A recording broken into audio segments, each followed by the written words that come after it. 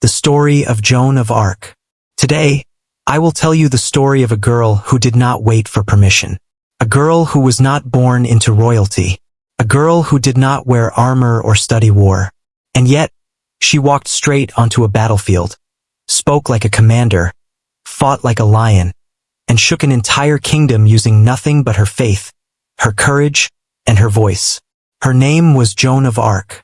She was only 17 years old. She had no money, no power, no education.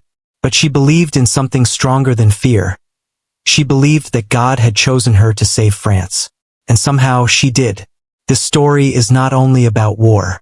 It is about vision, fire, betrayal, and a young girl who became immortal. By the end of the story, you may feel goosebumps in your soul.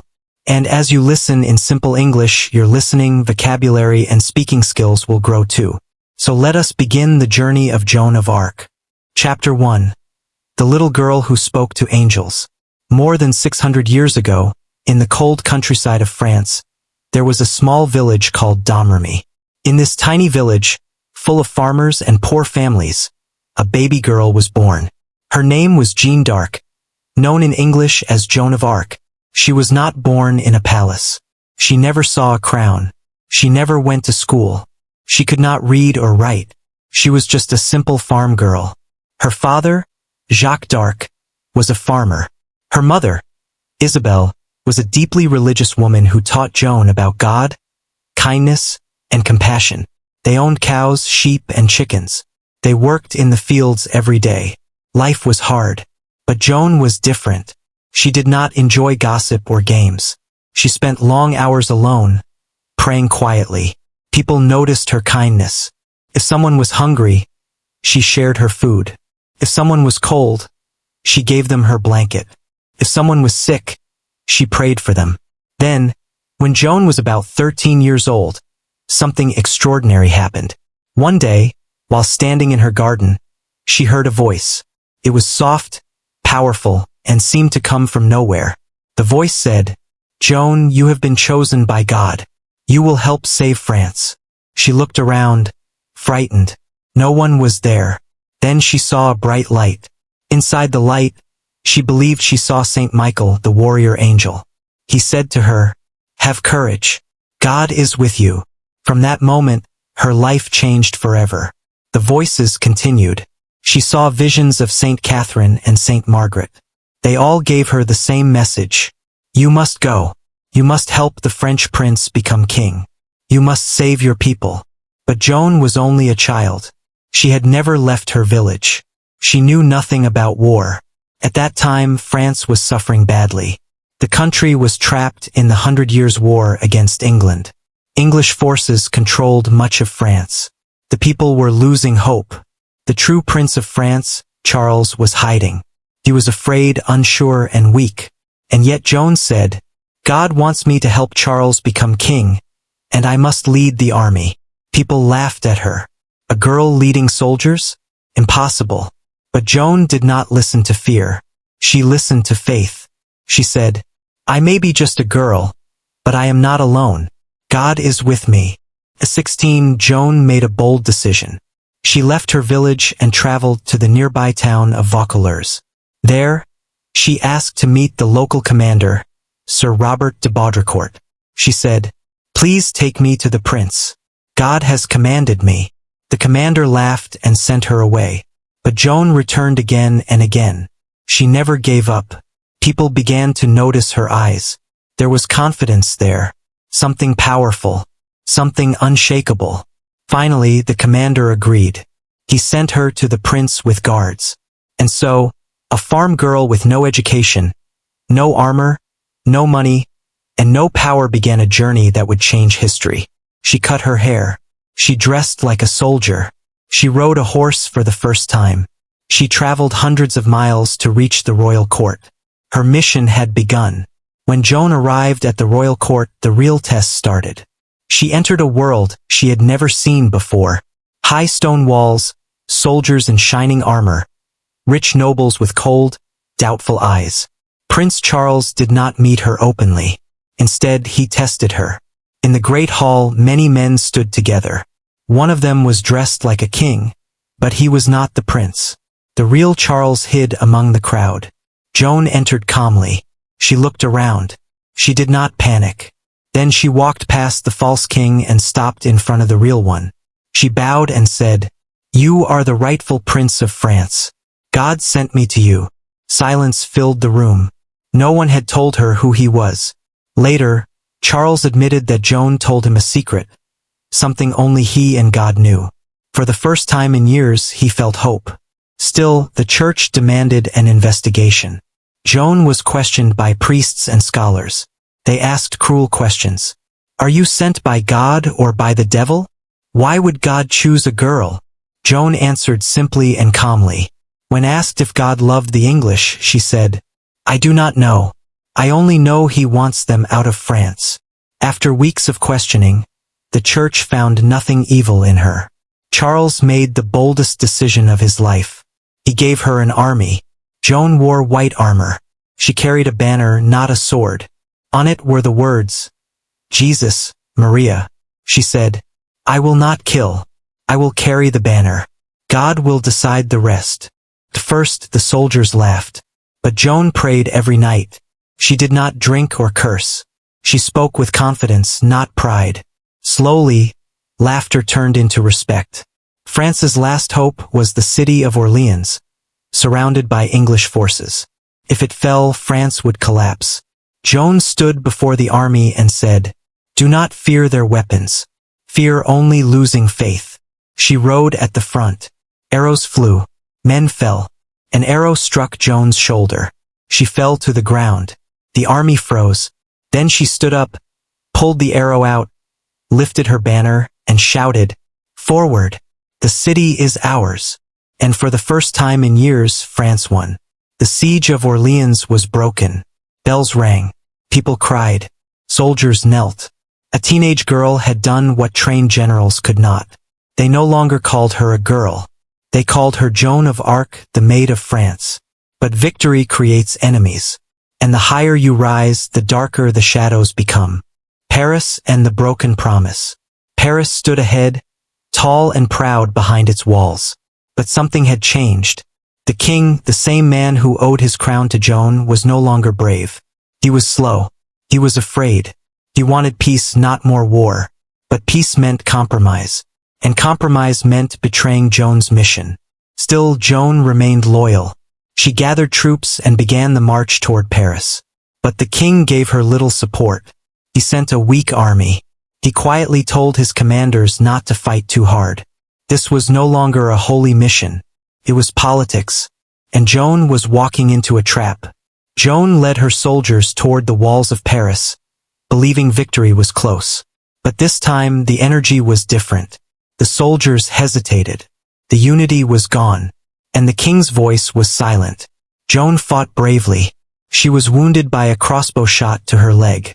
Even then, she refused to leave the battlefield. But her men were forced to retreat. Paris did not fall. For the first time, Joan had failed. The fall from favor. After Paris, everything changed. The king stopped listening to Joan. He avoided her. He listened to advisors and politicians instead. Joan, once seen as God's messenger, became a problem at court. But she did not give up. She continued to fight where she could, helping small towns, defending villages. But her army grew smaller. Supplies were scarce. And her enemies were closing in. When Joan heard that the city of Compiègne was under threat, she rushed there with what little force she had. The enemy was ready. Their army, along with their allies, surrounded the city. Joan led a charge to defend it. But during the retreat, the city gates closed too early. She was left outside, alone on horseback, surrounded. She fought with everything she had. But there were too many. At last, Joan of Arc was captured. And the ones who captured her were not foreigners. They were her own countrymen, allies of the enemy. They did not treat her like a soldier. They treated her like a criminal, a liar, a threat. She was locked in a cold tower. Her hands were tied. Her feet were chained. They planned to sell her. The king, the man she had crowned, did nothing. He said nothing. Joan was abandoned. Chapter 3. The trial that tried to break her soul. Joan was taken far from the battlefield. No horse, no banner, no army, only stone walls, iron chains, and silence. She was brought to a city controlled by the enemy. This was not chance. It was planned. They knew they could not defeat her story with weapons, so they tried to destroy her name. If they could prove she was evil, her victories would mean nothing. Her faith would become madness. Her courage would become a lie. They prepared a trial, but it was never fair. Joan was kept in a dark prison tower, chained day and night. She was guarded by soldiers. She was not treated as a prisoner of war. She was only 19 years old. No family, no lawyer, no help from the king she had saved. At night, when the guards slept, Joan prayed quietly. She asked God for only one thing. Let me speak the truth, no matter what happens. The trial began. Dozens of church officials questioned her. Most of them were loyal to the enemy. They were educated, powerful, clever. Joan stood alone. They asked her dangerous questions, trying to trap her. When they asked if she knew she was in God's grace, she answered calmly, "If I am not, may God put me there. If I am, may God keep me there." Silence filled the room. Again and again, she answered with wisdom and courage. When they threatened her with torture, she said quietly, "Even if you tear me apart, I will not say anything except the truth." That frightened them. Weeks passed. Joan grew weak and sick. One day they gave her a paper. They said, "Sign this and you will live." The paper said she was lying, that her voices were false, that she was wrong. Joan could not read. She was exhausted. She was alone. She signed. For a moment, they believed they had broken her. But truth is stronger than fear. Later, Joan realized what had happened. Living without truth was worse than dying with it. When questioned again, she said, "What I said before was true. God did speak to me. I was afraid, but I was wrong to deny it." That was all they needed. They sentenced her to death. Joan did not beg. She did not scream. She asked only for a cross. They tied her to a tall post. Wood was placed around her. As the fire rose, she cried one name again and again. Jesus. Her voice faded. Her body fell silent. She was 19 years old. They destroyed her remains, afraid that even her ashes would inspire others. But it was too late. They had killed her body. They had made her immortal. Chapter 4. The girl who changed the world. They believed the fire erased her. They were wrong. You can burn a body, but you cannot burn truth. You cannot destroy faith. You cannot silence a soul that believed. After her death, the war continued. The people who had followed her cried in silence. They knew the truth. At the royal court there was shame. Time passed, and truth rose. Witnesses spoke. Lies were exposed. The trial was declared illegal. Her sentence was false. Her death was unjust. Joan of Arc was declared innocent. She became a martyr. And then she became a symbol. Artists painted her. Writers wrote about her. Statues rose in her honor across the world. She became a symbol of courage, of faith, of purpose. And many years later, she was declared a saint. Today, her story still speaks. She reminds us, you do not need power to be strong. You do not need permission to follow your purpose. You do not need fear when you have faith. Joan of Arc still walks with those who dare to believe. She was a teenager, farm girl, a poor child who listened to a voice no one else could hear, and she followed that voice all the way to death. Not because she wanted glory, not because she wanted fame, but because she believed. When God gives you a mission, you do not turn away. Today, you can still visit the places where Joan walked. You can see the stones where she prayed, the castles where she stood before kings, the town square where her life ended. But her true monument is not made of stone. It lives in millions of hearts that still whisper her name.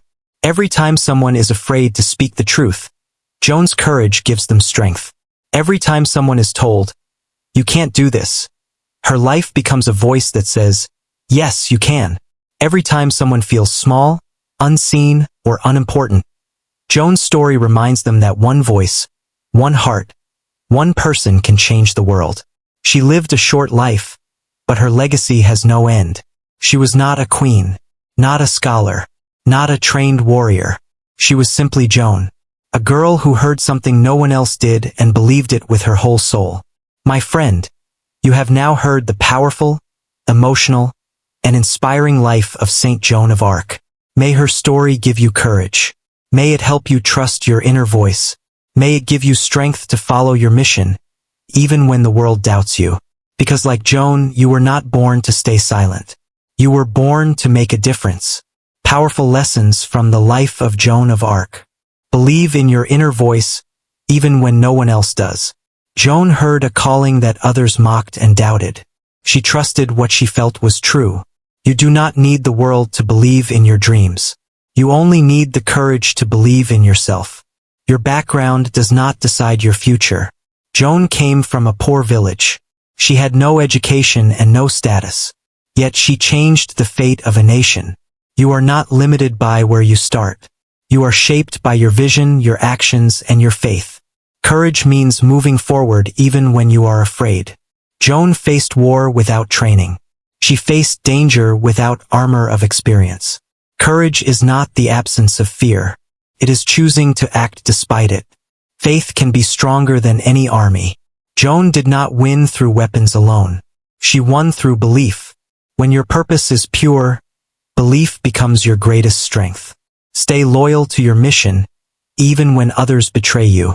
Those who praised Joan later abandoned her. But she never abandoned her truth. Never tie your identity to other people's approval. Your purpose belongs to you alone. One honest life can change everything. Joan's life was short, but her impact was eternal. You do not need to live forever. You only need to live with truth, courage, and meaning. They can destroy the body, but not the spirit. Joan's voice still speaks through history. Truth survives fire. If you stand for what is right, even in silence, your spirit will roar. You do not need to be great to begin. You must begin to become great. Joan did not wait for permission. She did not wait to feel ready. She acted. Start where you are. Start with what you have. Let greatness grow along the way. You were not born to stay silent. Joan did not remain hidden. She used her voice. So should you. You were created to be seen, heard, and felt. Truth is stronger than time. They tried to erase her, but truth returned and honored her. Truth always wins. It may take time, but it outlives fear, lies, and death. My amazing friend, you have now walked through the full journey of Joan of Arc. A girl with no power who became one of the most powerful names in history. And now, what about you? You do not need fame. You do not need wealth. You do not need perfection. You only need to believe in your voice, in your purpose, in your mission. Joan did not have all the answers. She simply took the first step. And that step changed a kingdom. So today, take yours. Speak your truth. Stand with courage. Learn. Grow. Rise. No matter what you are facing, remember this. One person with unshakable belief can change the world. And maybe that person is you. Glowing star.